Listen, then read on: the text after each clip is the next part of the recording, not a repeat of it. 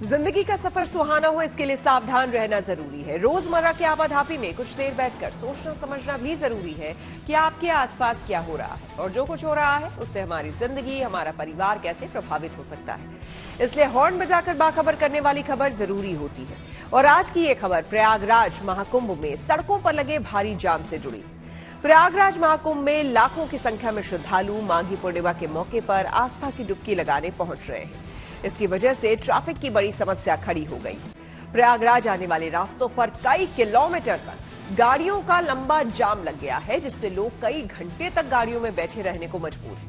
ऐसे में जरूरी है कि आस्था की डुबकी लगाने के लिए पुलिस प्रशासन की अपील पर गौर फरमाएं और दूसरों को भी सावधान करने के लिए हॉर्न बजाएं।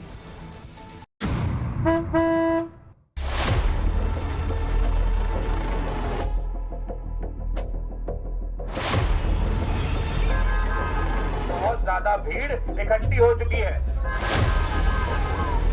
कि आप लोग यहीं से लौट जाएं, आगे न बढ़े। बाहर सुविधा होनी चाहिए। यहाँ पे ये सुविधा जो यहाँ से 100 किलोमीटर के दायरा है, इसमें जो सुविधा होनी चाहिए वो नहीं है। कोई पुलिस वाले भी नहीं है, कोई ट्रैफिक कंट्रोल नहीं करता। हम चाहते हैं कि पुलिस का कुछ तो नियंत्रण होना चाहिए। मतलब 50 किलोमीटर जाम था, 18 hour we were stuck in jam, और उसके बाद भी पैदल चल के जाना पड़ा हमें। ट्रेन का भी बुरा है। क्या ट्रेन का हाल है? स्पेशल जो ट्रेन चलाई जा रही है वो 26 घंटे लेट चल रही है।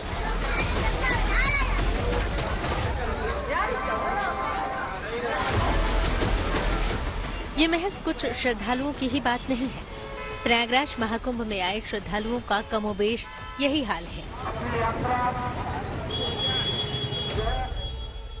महाकुंभ में शामिल होने आए श्रद्धालु रोड अरेस्ट हो गए हैं। सुनने में अजीब लगेगा, लेकिन हकीकत यही है। लोग अपनी ही गाड़ियों में कैद हो गए हैं और जो खाने पीने का सामान लेकर चले थे वो भी खत्म हो चुका है। गाड़ी चलाने वाले अब परेशान हो गए। ये सभी लोग कुंभ को लेकर घर से जो सोचकर निकले थे वो जाम के झाम में फंसकर भूल गए हैं।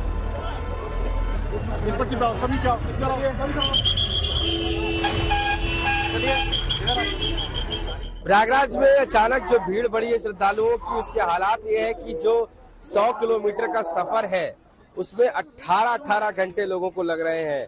यही नहीं, प्रयागराज पहुंचने के बाद जब 18 घंटे पहुंचते हैं, उसके बाद जब गाड़ी पार्क करते हैं तो वहां से संगम पहुंचने में 8 घंटे का समय लग रहा है।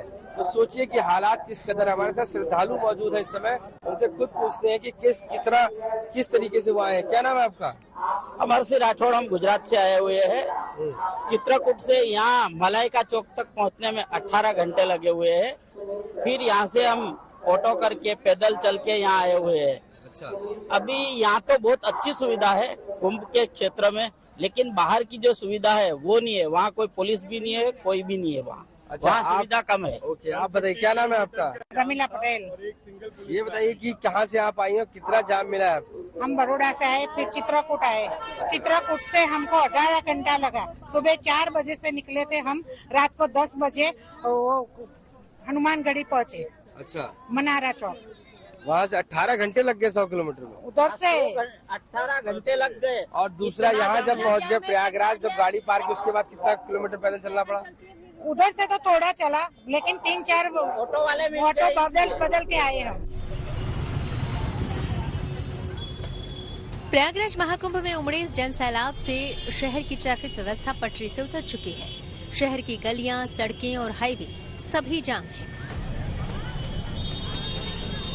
हालत यह है कि 300 किलोमीटर दूर कटनी में पुलिस को लाउड स्पीकर के जरिए श्रद्धालुओं से कहना पड़ रहा है कि प्रयागराज अभी मत जाइए। बिल्कुल नहीं चाहिए, क्योंकि टोल के बाद से बहुत ज्यादा भीड़ इकट्ठी हो चुकी है। प्रयागराज महाकुंभ में अब सिर्फ 2 ही स्नान बाकी हैं। 12 फरवरी को माघी पूर्णिमा और 28 फरवरी को महाशिवरात्रि का पवित्र स्नान है, जबकि तीनों अमृत स्नान संपन्न हो चुके हैं। जबकि प्रशासन उम्मीद कर रहा था कि अब सीमित संख्या में श्रद्धालु आएंगे, लेकिन पिछले 3 दिनों से उमड़ी भीड़ ने सबको चौंका दिया। प्रयागराज शहर में आने के 7 रास्ते हैं, सभी पर भीषण जाम लगा है। जो प्रशासन है वो पूरी तरीके से कहीं ना कहीं फेल हो जा चुका है इस पूरे भीड़ को कंट्रोल करने में, क्योंकि 1 करोड़ पर डे के हिसाब से इनका अनुमान था कि लगभग अगर 43-45 दिन ये जो कुंभ चलेगा उसमें 43 से 45 करोड़ लोग आएंगे। और आप सोचिए कि अगर 43 करोड़ लोग आज के दिन में रिपोर्ट कर रहे हैं और वो भी माघ पूर्णिमा का जो स्नान है उससे पहले, तो ऐसे में प्रशासन को भी समझ में नहीं आ रहा कि आखिर किस तरीके से इस भीड़ को कंट्रोल करें। और वो प्रयागराज में भीड़ को नहीं आने देना चाहते हैं और इसी वजह से उन्होंने पूरी तरीके से जो राज्य की जो सीमाएं एक तरीके से कह सकते हैं और जो इस प्रयागराज की जो सीमाएं हैं वहां पर रोक लगा दी है। अब घंटों वहां पर लोग खड़े हुए हैं, घंटों परेशान हो रहे हैं। और सबसे बड़ी परेशानी की बात यह है कि ना ही उनके पास कोई ऐसा साधन है फूड का कि वो रास्ते में खा सके, ना ही उनके पास कोई व्हीकल ऐसा है कि जो आगे उनको ले जा सके, ना ही उनको कोई गाइड कर सके। परिस्थितियां यहाँ तक है कि लोग ऊब कर वापस तक चले जा रहे हैं यहाँ से कि अब कुंभ नहीं नहाएंगे।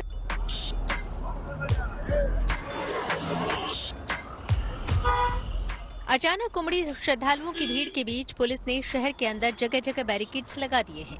सिविल लाइन से संगम जाने वाले रास्ते पर भी पुलिस ने कई जगहों पर बैरिकेड्स लगाए हैं।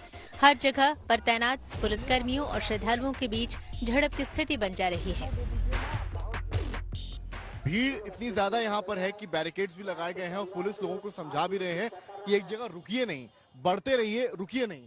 अब तस्वीरें पहले आपको भीड़ की यहाँ से दिखाता हूँ।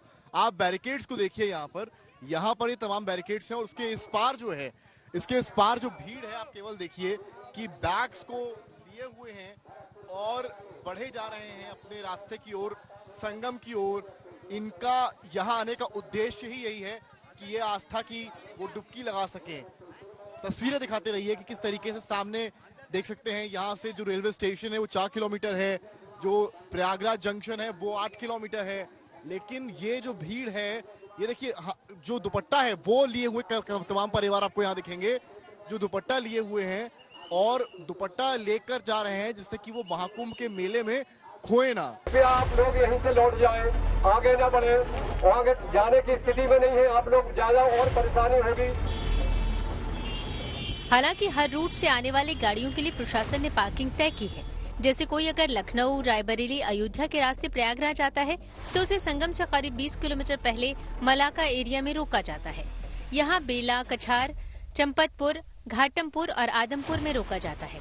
वहीं जो गाड़ियाँ प्रतापगढ़ और अयोध्या के रास्ते आ रही हैं, उन्हें शिवगढ़ और भावापुर में ही रोकने की कोशिश की जा रही है।